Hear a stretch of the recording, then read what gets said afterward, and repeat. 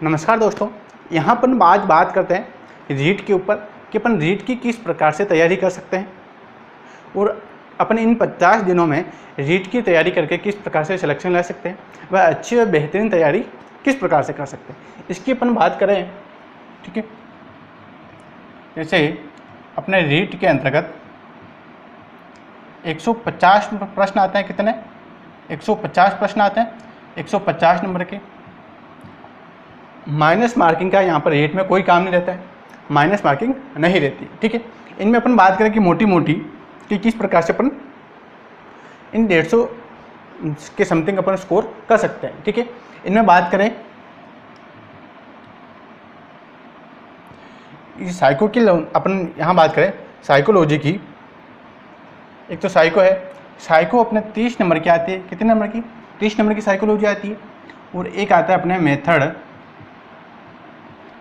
Method जो है 15-15 number के सभी में रहता है। जैसे हिंदी में 15 नंबर के मेथड रहते हैं,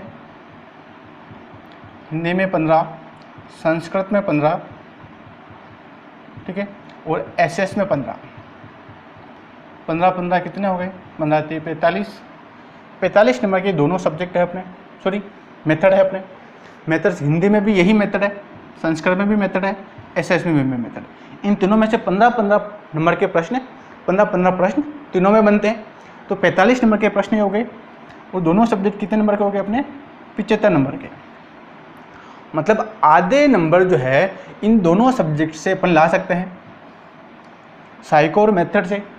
बाकी बचा आधा सब्जेक्ट दूसरा, उसकी तो तैयारी अपन करते ही रहते हैं। ठीक है, इसमें है जैसे साइकोलॉजी कि बच्चा क्या है, साइकोलॉजी बीएड करने के बाद में आता है, तो बीएड के अंतर्गत पड़ता है या फिर एसटीसी के अंदर पड़ता है। लेकिन मेथड जो है वह चीज़ सभी के लिए क्या रहती है? नहीं रहती है।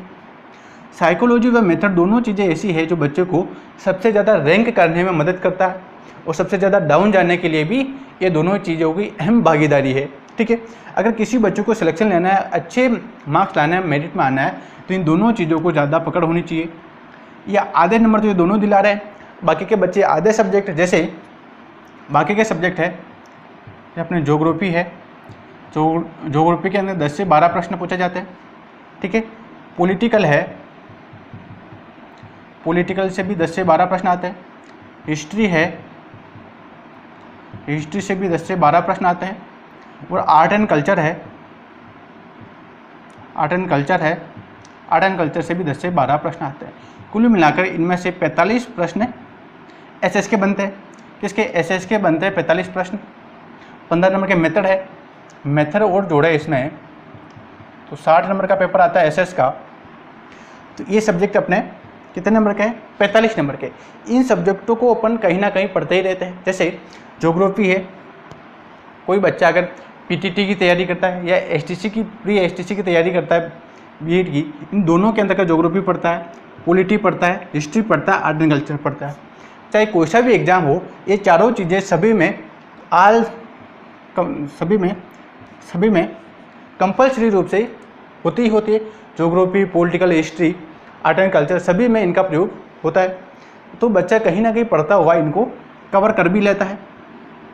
ठीक है, जैसे ज्योग्राफी है, ज्योग्राफी वर्ल्ड की ज्योग्राफी भी है, इंडियन ज्योग्राफी भी है, अपने राजस्थान की ज्योग्राफी भी है, पॉलिटिकल भी है, हिस्ट्री है, इंडियन ज्योग्राफी है, और आधुनिक ज्योग्राफी आधुनिक हिस्ट्री भी है, और राजस्थान की हिस्ट्री भी है। आर्ट एंड कल्चर है, आर्ट एंड कल्चर तो राजस्थान के किसी भी एग्जाम में आर्ट एंड कल्चर तो फिक्स है। आर्ट एंड कल्चर है, हिस्ट्री है, पॉलिटिकल, ज्योग्राफी, ये सारे ऐसे सब्जेक्ट हैं जो सभी एग्जाम के अंतर्गत कंपल्सरी रूप से पूछे जाते हैं। तो बच्चा इनको कहीं ना कहीं पढ़ता हुआ पकड़ कर ही लेता है। ठीक है, आगे बात करें 2 सब्जेक्ट और है, जैसे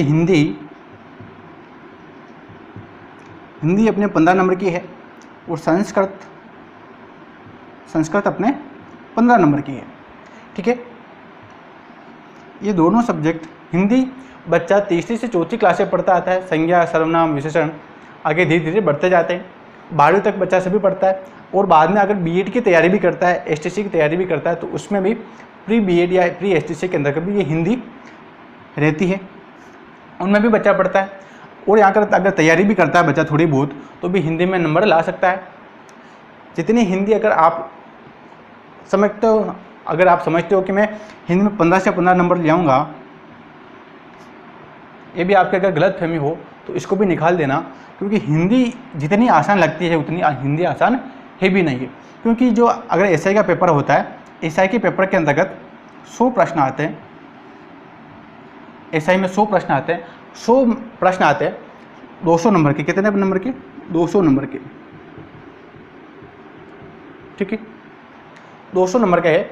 अगर बच्चा अगर इनमें 200 नंबर से अगर 90 नंबर भी लाता है तो बच्चा बहुत इंटेलिजेंट है।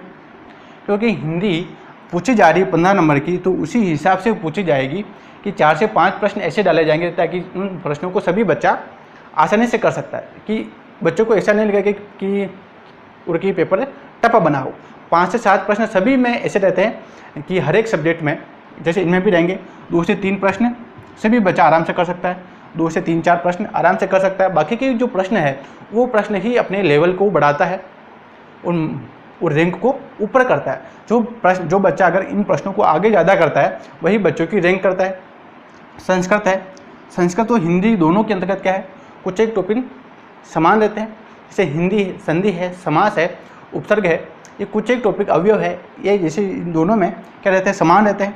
तो बच्चों को दोनों में हेल्प मिल जाती है। अगर संस्कृत रहती है, अगर किसी की इंग्लिश रहती है तो उसको पूरी मेहनत इंग्लिश में करनी पड़ती है अपने को, ठीक है। इन दोनों में कुछ टॉपिक समान रहते हैं ताकि उनमें दोनों में हेल्प मिल सकती है, ठीक है। संस्कृत का ये फ़ायदा है।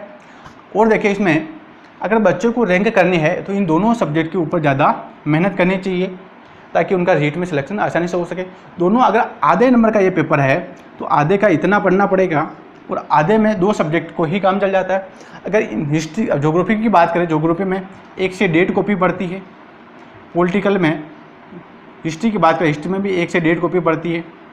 पॉलिटिकल में 1 कॉपी से काम चल जाता है। लेकिन इनमें साइको की 1 कॉपी पड़ती है, मेथड की 1 कॉपी में तीनों मेथड आ जाते हैं। एक ही कॉपी में तीनों मेथड आ जाते हैं। तो अपने को 2 कॉपी के अंदर आधे नंबर आ रहे हैं तो अच्छी बात है कि नहीं है।